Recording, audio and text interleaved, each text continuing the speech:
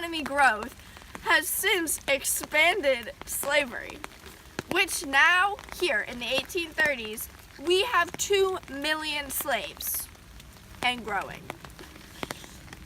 Treatment of slavery nowadays is horrible. They are bent over all day. The mental and physical punishments are just unbearable. Families are separated, and most slaves nowadays are illiterate. But religion, tradition, and friends that become families are what keeps slaves going, although some resort to suicide. The Underground Railroad is a loose network of escape routes and safe houses that helped reach slaves to freedom. Denmark Vesey and Nat Turner were just some of the people who tried to revolt but got executed. Frederick Douglass is an escaped slave author and leading abolitionist. Abolitionism is now a thing. William Lloyd Garrison demanded immediate emancipation. He also founded the American Anti-Slavery Society. Yay. The Grimke sisters also spoke and wrote against slavery. Is it so wrong to put feet to our prayers? Sarah Grimke. Although most Northerners and Southerners opposed abolitionism. Most Northerners opposed slavery because they feared the blacks would take their jobs. The South argued in favor of slavery, although we know it's very bad. For some reason, they liked it. Because the economy depends on it. It benefits the North because of the textile and shipping industries. The slave labor force was superior to the wage labor force, and Christianity supported it. So ultimately, it was believed to be inevitable. People who supported anti-slavery often held meetings. This political cartoon shows how a white man is giving his gun and satchel to a black man. Although the black man seems apprehensive, the white man is still trying to make an effort because he believes in freeing the slaves and making them equal to everyone else. Public schools! So we're still in Concord, and way back there in the distance is an old public school. Public schools used to be really inadequate, and public schools weren't required by law for children. Their parents used to teach them at home, and it was usually their mothers. The public school movement, also known as the Common School movement, sought to establish a system of tax-supported public schools. It would give people education to make good decisions as citizens of a democracy.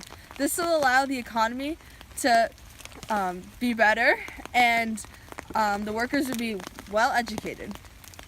Horace Mann was from Massachusetts, and he was the Massachusetts Senate.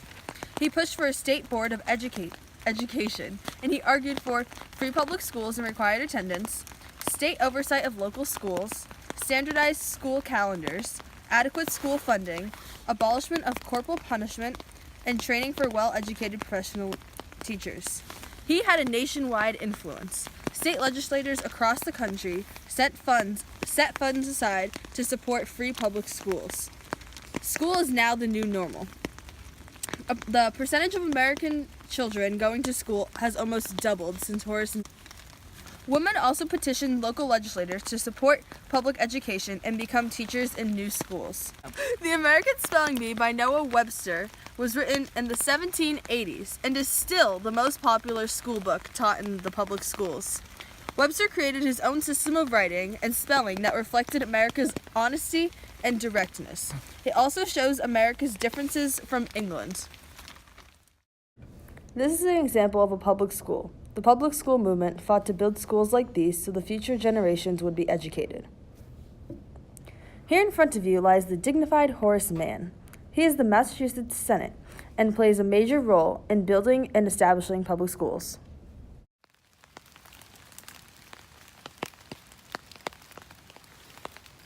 Oh, didn't see you there. Transcendentalism. Hi, I'm a reformer and we're here in Concord, Massachusetts. I'm here to tell you about transcendentalism because I want you guys to know that it's the right way to go. Transcendentalism is the knowledge about the world that transcends your senses. It comes through intuition and imagination, not logic. People nowadays put so much stress on religion, but we're here to tell you that transcendentalism isn't accepted as a religious belief, but it's an understanding about how the world works. And as Henry David Thoreau said, not until we are lost do we begin to understand ourselves. So you guys have probably heard about The Dial, which is a publication. The Transcendental Club was a club that loosely organized everyone who was a transcendentalist. The leader was Ralph Waldo Emerson, who is our Harvard educated, so he knows what he's talking about. He thought that people were naturally good and we didn't live up to our full potential. He says that we should look through nature, ourselves, and art for answers to life's most perplexing questions. Great. This is Henry David Thoreau. This is a picture of Walden. This is a picture of transcendentalism. See how God, man, and nature are all connected? This is a picture of transcendentalism by an artist. They're all connected too. Women's rights. So the United States of America typically follows the British tradition of lack of women's rights, which means that women can't own property, hold office or vote, speak in public sometimes, access higher education, control money they earn, serve on juries, or work in most trades and professions. Married women can't testify against husbands, sue for divorce, or gain custody of kids in rare instances of divorce. Some really important women who are active in the women's movement but are also active in other movements are Catherine Beecher, Emma Willard, Elizabeth Blackwell, and Ann Preston. They all work towards better education. Dorothea Dix works for the mental institutions and prisons. Women worked for temperance, mostly because they were the victims of their husband's alcohol abuse as well as their kids. And Angelina and Sarah Grimke and Sojourner Truth worked for abolition. So Margaret Fuller, a transcendentalist and a scholar, she was also considered one of the first feminists in the United States. So real progress for women's rights only began after urban middle-class women started to hire poor women as domestic help, and that gave them time to think about their position in society and how they wanted a better position in society. And they also started to think about the future their children would grow up in. So women began to see the similarities between their lack of social rights and the lack of social rights of slaves. So the Seneca Falls Conference was created by Lucretia Mott and Elizabeth Cady Stanton. It was the first women's rights convention in the U.S. There were a couple of men who attended, but it was mostly women, abolitionists. It marked the true beginning of the women's rights movement, and the convention wanted improved laws regarding child custody, divorce, and property rights. The biggest thing they wanted was the right to vote, which was really something that Susan B. Anthony pushed for. So the Declaration of Sentiments was a document that they created that was based off the Declaration of Independence, and it established their goals and grievances, but it was kind of made fun of, but it was still a start. The Declaration of Sentiments stated, "We hold these truths to be self-evident, that all men and women are created equal, that they are endowed by their Creator with certain unalienable rights, that among these are life, liberty, and the pursuit of happiness." The Declaration of Independence stated that all men are created equal, but Sarah Grimke wrote in 1837 that men and women were created equal. Whatever is right for men to do is right for women. So then in New York in 1848, they passed a law guaranteeing many property rights for women.